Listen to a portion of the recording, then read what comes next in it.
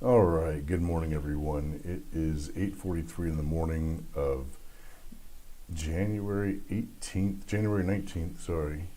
2022, and this is my pre-market strategy session. So, uh, today is kind of one of those days here. Let's see, driving into the office today, I think I got stuck behind every slowpoke, stopped car on the freeway, and then something was going on. The closer I got to the office, it seemed like there were more and more delivery trucks just sitting there in the middle of the travel lane with its blinkers on, doing some unloading of some sort.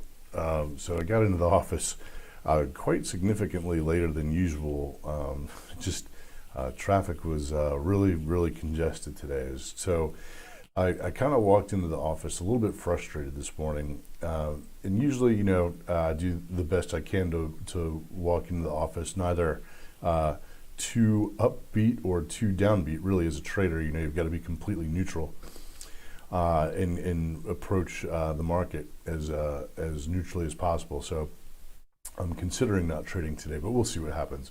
And it's kind of one of those days, too.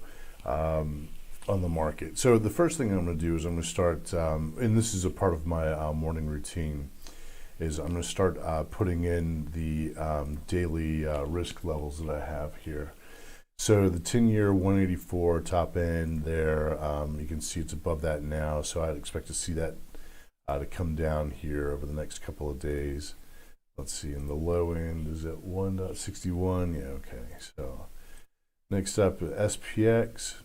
Let's see the high end of the SPX here. 4780.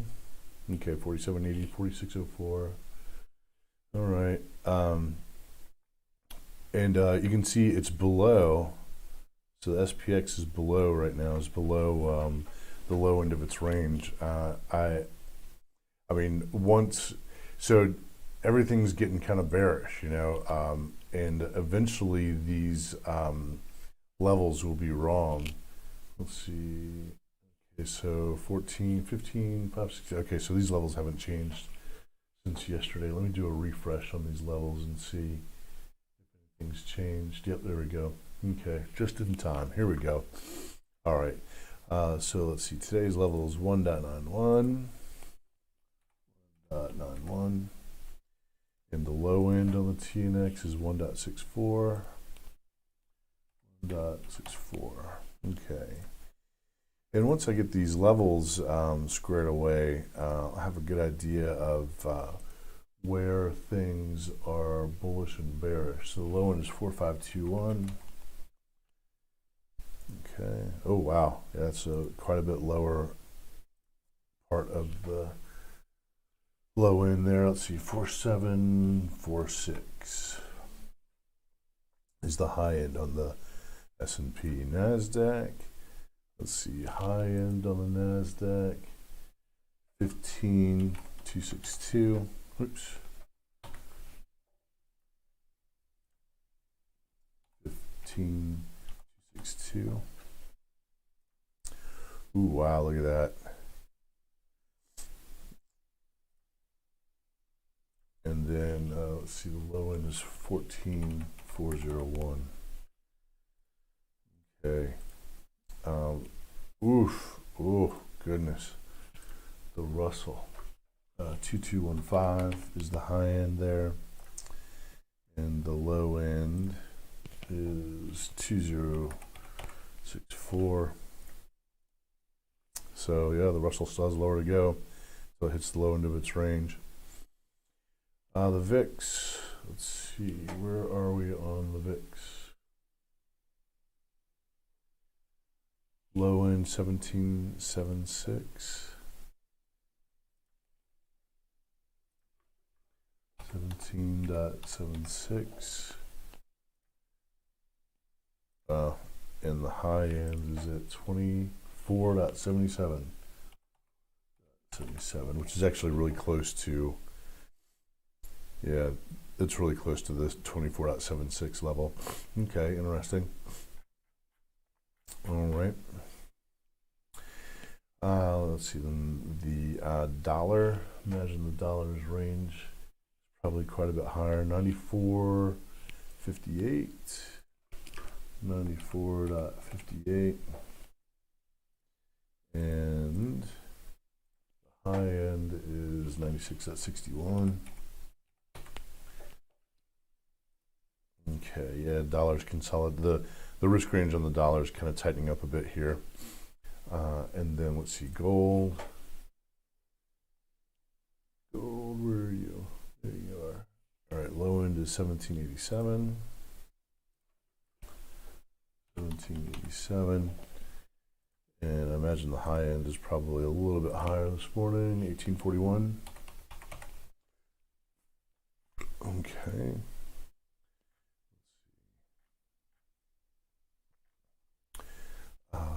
Oil, I'm not going to mess with oil today. I have used silver SPY. Okay, those are my risk ranges, except for Amazon and Tesla. So Amazon is looking pretty bearish. The high end on Amazon is 3340, and the low end on Amazon is 3118. All right, and Tesla. So Tesla is still bullish. It looks like it's going into distribution to me, but the call on it is still bullish. I wouldn't be surprised to see this one disappoint. I don't think, in the environment that we're in, that risk range really tightened up on Tesla. Interesting. In the environment that we're in, Tesla's got a price to earnings ratio of 339. So, I mean, that is a huge PE ratio. I mean, that is enormous. I wonder what its trailing PE is. See if we can find that real quick. Let's see, overview. Let's see if we can find its trailing income statement. It won't be there. Statistics, here we go. Let's see, key stats, evaluation, price to earnings ratio. Oh, it was at 1,000. Price to sales. And price to sales, it's not bad. Price to cash flow.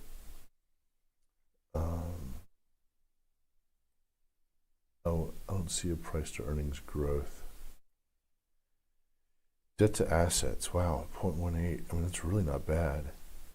A 0.18 debt to assets. I mean, debt to equity, and those are low risk numbers right there. Long term debt to total assets. It's quick ratio, current ratio 1.39. It's not bad. Inventory turnover, I mean, that's not bad. 7.65.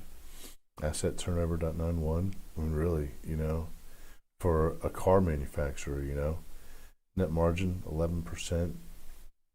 Return on equity, gross margin, operating margin. Elon Musk is really turning this company into a cash cow. Its numbers previous to this, were just abysmal. I don't know how people were able to invest in it, but they were smart, obviously. Look at that huge price to earnings ratio there for 2020. All right. This today there are only really two stocks. I mean, other than the risk ranges, I'll probably look for option plays on Amazon, possibly Tesla, and then also let's see on the S&P. It really looks like that. Oh, the Qs. That's it. So NDX here. Boy, that thing is just, it's at the top end of its risk range, and it's just looking like it is going into distribution big time.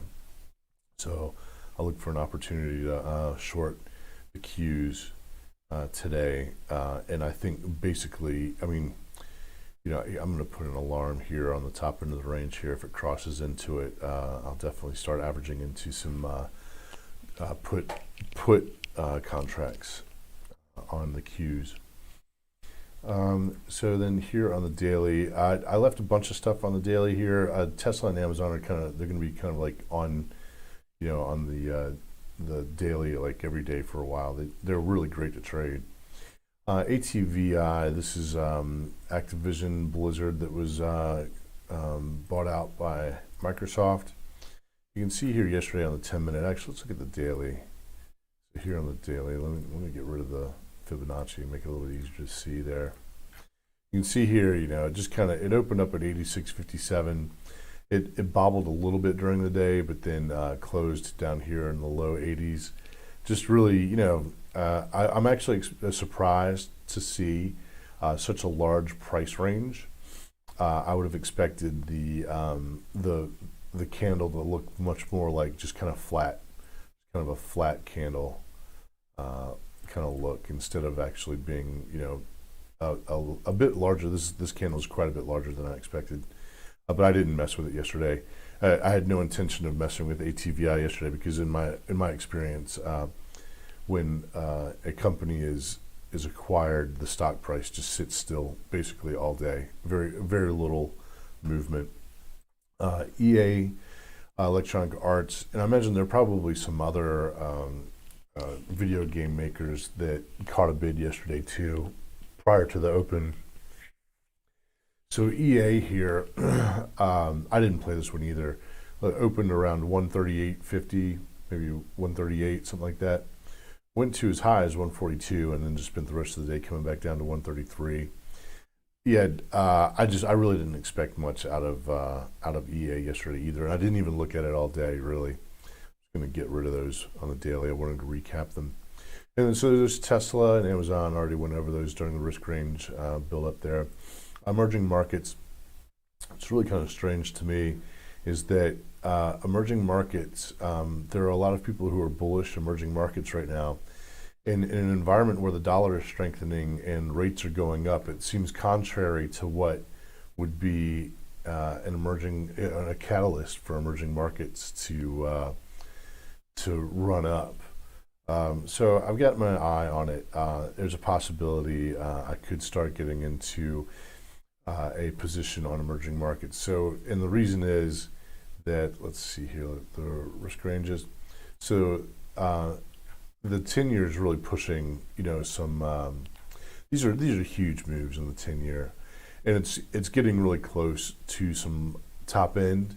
And once the 10-year tops, starts topping out, around here, it should hit the 2 level or get close to the 2 level, possibly 191, the 2 level, and really slow down. And once it does that, then emerging markets will start getting more attractive. And once the 10-year starts slowing down, then the dollar ought to start flattening or getting weaker, and emerging markets ought to benefit from that. But I think there's still more time. There's quite a bit more time before any of that unfolds. And so, the proper place to start averaging in and where exactly I'm going to play. I'm not going to play the stock. I'm going to play options on this. And so the correct spot for averaging into options and the expiration date remain to be seen. But I imagine my expiration date is going to be somewhere around April to July. All right. Unilever really got beat up yesterday here. And this is the daily, and this condition here is totally oversold, and it got sold. Let's see on news.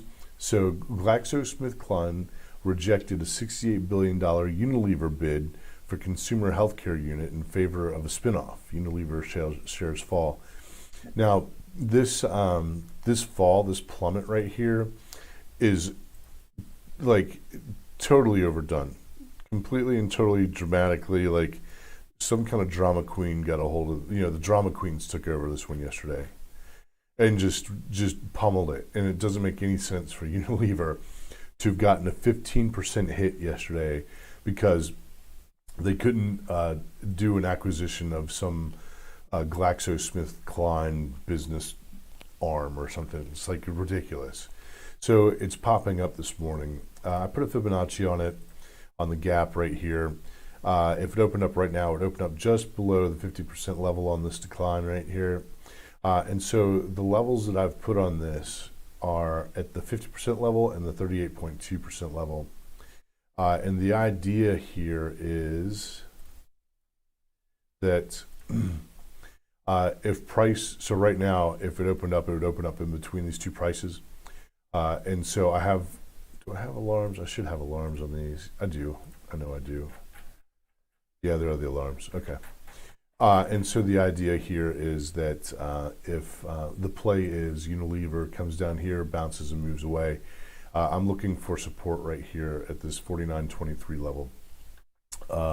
Then and so obviously if it comes down below that level and then breaks back up above again, then I will be buying hand over fist, probably really load up on that trade. Then the next play is a break above this 50.21 level, retest, and then continuation, where I would look to make a buy over top of wherever the peak is past the break, kind of move there. So it is possible I might try and buy the support, 50.21 support. And the reason is this thing is just so oversold. It really went into like incredibly oversold conditions yesterday. So then, I already went over the VIX and the S&P, the SPY. Let's take a look at Bitcoin. I think Bitcoin is in some real danger here. It has managed, this is the 10-minute. So let's look at the daily. This 42,000 level right here is a really important level in my opinion, and it's hanging on by a thread. I seriously doubt, in my opinion, once it closed below 42,000, in my opinion, there are definitely people who are stepping in right in here in order to buy and keep pushing this thing up past 42,000. I think there are a lot of people who are paying attention to this level. I think there are going to be a lot of people who are disappointed once this thing really starts to close below 42,000. Once this thing starts to put in red candles below 42,000, come on. Once this thing really starts to put in red candles below 42,000, it's going to let go. There's going to be capitulation, and people are going to just sell it off. It's an asset just like any other asset. People like to think it's digital gold or something. It's just not the case. I'm watching for opportunities. There's Riot, MSTR, and BITO. I think it'll be a few months. I think it'll be like 6 to 12 months before any of this starts to look attractive again. It's my opinion. Okay, so that's pretty much that's it. There's not much else going on. Did I cover SBEV? I think I did. No, maybe I didn't. So SBEV. I'm not impressed. I think that this is going to fail after the open. There might be a little bit of jostling, but then after that, this thing is just going to kind of wind down for the rest of the day. Splash Beverage Group said Wednesday it has received approval to sell its Pulpoloco Sangria alcoholic beverage line in 187 stores of Ralph's Grocery, a division of supermarket chain Kroger. Ralph's approved all 3 Pulpoloco varieties, including white, rose, and classic red. Sounds classy. Splash Beverage Group surged more than 31% in recent pre-market activity Wednesday, while Kroger was trading 1% higher. Blah, blah, blah. Baloney. This thing's gonna run up. I imagine there's going to be... Okay, there it goes. All right. I imagine there's probably going to be, after the open, something like that, but then it's going to be the rest of the day. It's going to just spend the rest of the day going down. And then, okay, Unilever. Yeah, that's the one that was totally oversold. Emerging markets, Tesla and Amazon. All right, everybody. Good luck out there. Keep your wrist tight. Click like, share, subscribe, leave a comment, tap the bell. And I will see you at tomorrow's strategy session. I am out.